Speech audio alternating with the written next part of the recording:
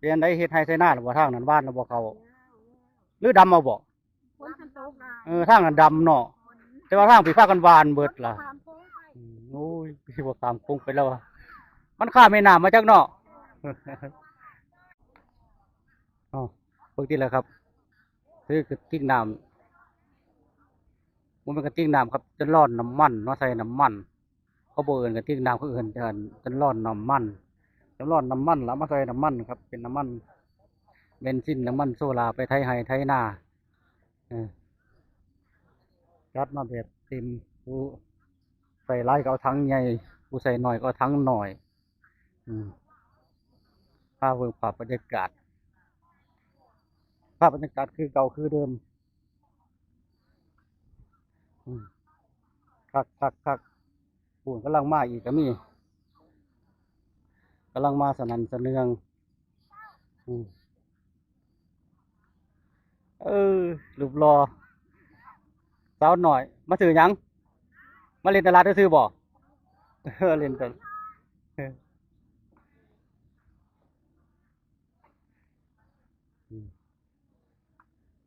เดี๋ยวไหนปวดเอว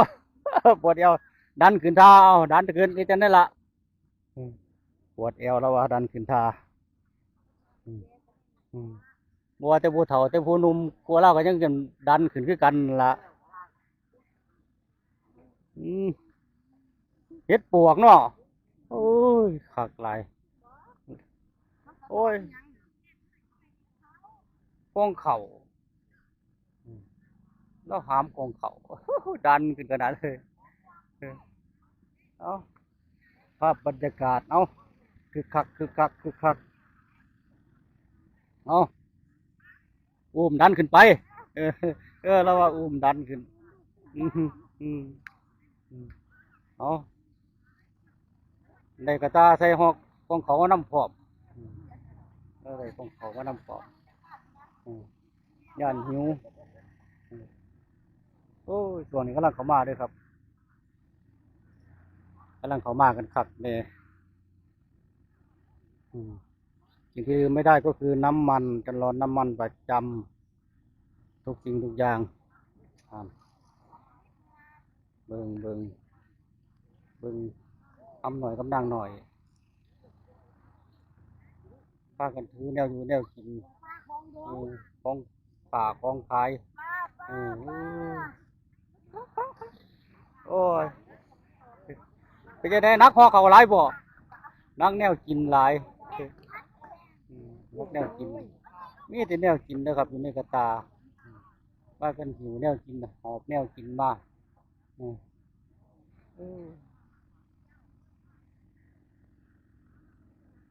เป็นยังไงมีแต่ของกินเนาะมีแต่ของกินเป็นยังไงไปฝากหรือจังไหนเอาไปฝากฮอดกรุงเทพกลับคนแล้วเนาะโอ้ยครับเพิ่นหาด้านเปิดด้วยครับฝุ่นเต็มถีบอยู่คนเต็มถีบเต็มแดนด้านคุณบ่ทันเปิดเพิ่นก็มาออกันอยู่เนี่ยนี่แหละครับเปิดแล้วบ่ท่านี่บึ้นไปแล้วเอาคักเริ่มเข้าไปแล้วครับเงยยายเมื่อกี้นี่ด้านบัวขันเปิดเพื่อนมาหอดเพื่อนมาถาภายในมีโฮมครับมีร่มเอาหันมาทางพี่เอาปันนี้ครับปันนี้ครับแล้วบ่ท่านี่หวดมาแล้วครับเอาครับพี่น้อง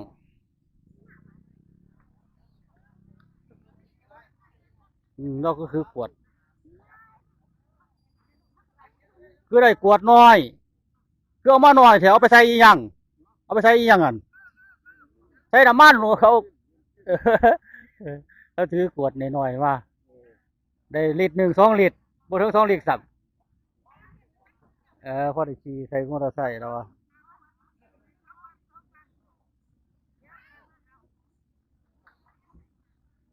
เอาดันนั่นนี่ดัน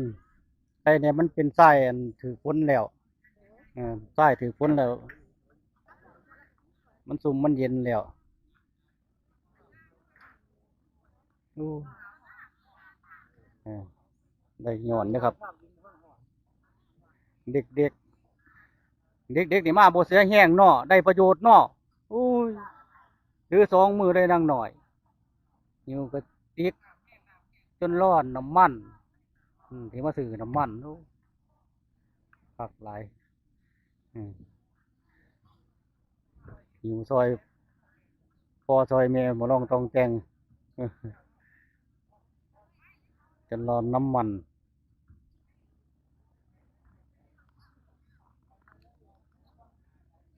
เอาดันขึ้นไปผู้หาผู้หามคือบ่เห็นถือกระตาเนาะคือเขาเจ้าหิวเอาบ่มาซื้อของเราหิวเอาบ่เราบ่ถือกระตามานำเลย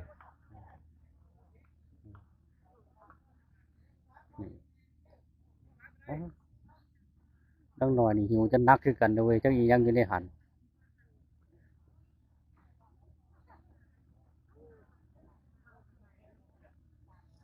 เออ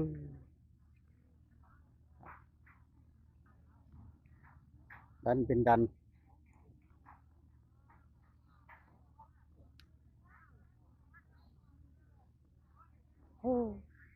หลากหลาย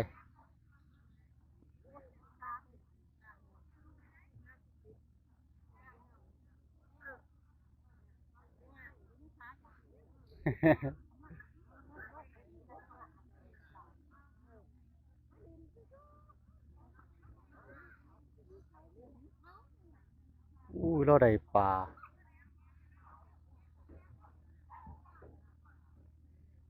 อุ้ยนักเป็นนักแล้วหิวปลาหิวแนวจริงเลยครับโอ้ไทยในนี่แต่แนวอยู่แนวกินเนาะบ่อึดบ่อยากหิวจนนักอืมเฮ็ดปวกเนาะเฮ็ดปวกปลาเอาไปจังได้เนาะฝากให้หลานเอาไปฝากด้วยครับส่วนมากก็จะฝากให้ลูกให้หลานอยู่ฝั่งไทยอยู่กรุงเทพกรุงไทยอ่าอ่าดันอืมถึงคนละใหม่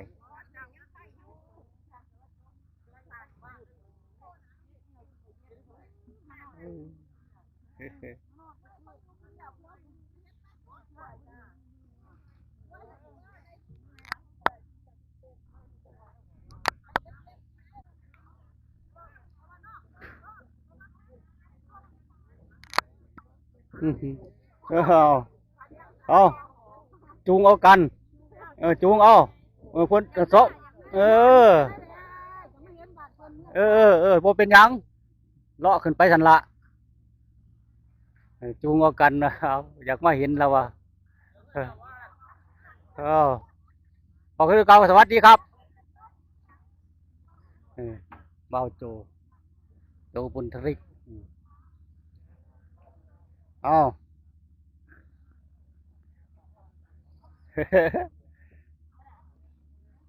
ยังนอยยิ้มขนาดเลย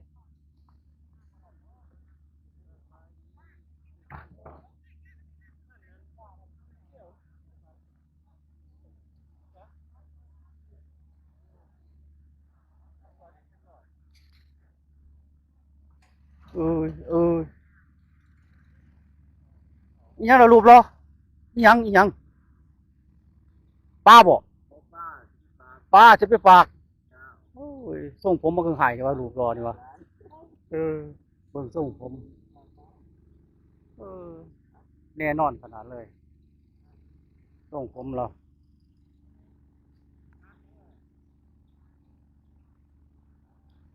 เอาดันนี่มัดละ10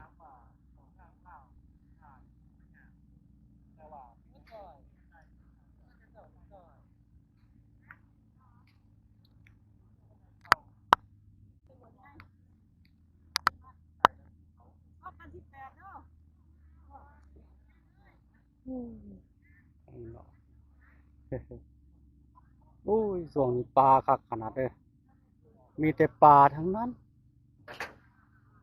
ฮ่าข้าดังโขบโหลดเรียนได้น้องหน่อยเนอะโอ้ยดันเป็นดันเออเอาเขามาอีกแล้วมาอีกแ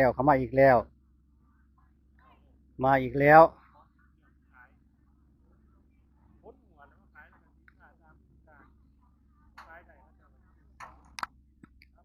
อืม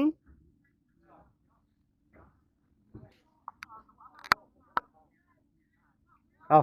พามาเบิ่งครับเรือลำนี่เพิ่นมาเพิ่นได้หยังครับสินค้าได้คือกันบ่ได้คือบ้านคือเมืองเฮาบ่ลำที่มาส่วนมากก็เป็นกบเป็นเขียดเป็นเห็ดเป็นเห็ดของอยู่ของกินแบบบ้านๆที่เพิ่นนำมาของจากธรรมชาติฝนตกฟ้าห้องก็ได้มาครับเป็นกบเป็นเขียดฝนตกมามีโลดอืมแต่ว่ามีหย่อนอีหยังครับ เพราะว่าทุกสิ่งทุกอย่างถือฝนก็มีครับกบเขียดปูปลาก็มีมาแม้แต่หญ้าอยู่ในขี้ดินก็ยังเกิดครับฝนนี่เป็นน้ำทิพย์อีหลีเอาเดี๋ยวพาเบิ่งครับ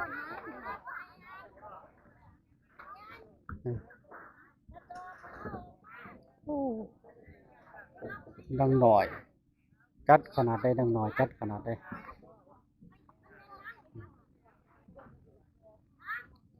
เอาออกมาระทานพากันหมดออกมาไหนบ่ฮู้ว่ามาแต่บ้านใดบ้านใดแน่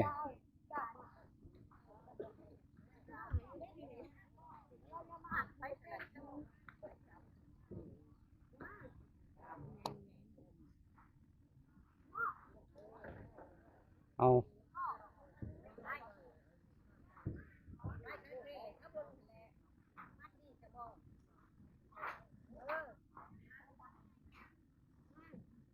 เออนั่งหน่อยเด็กกระสอบเป็นยังน้อก็ยิ้มยามยามเอาก็ยิ้มยามยามเด็กกระสอบอีหยังปลาแห้งไปฝากลูกลงไปกรุงเทพคุณบอกโอ้ของอยู่ของกินใส่กระสอบมากครับใส่กระสอบมากคักลายแบบหลายบ่อึดบ่อยากแนวอยู่แนวกินจัดไปแน่นอนอืมน้องหน่อยนี่ก็ได้อันจนร้อนมาใส่น้ำมันเออเออพอได้หาปลาแล้ววะ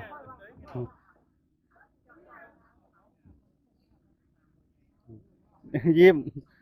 จังสันนี่แม่เนาะยิ้มที่กล้องให้แน่นั่นละนั่นละเออสุดยอดเลย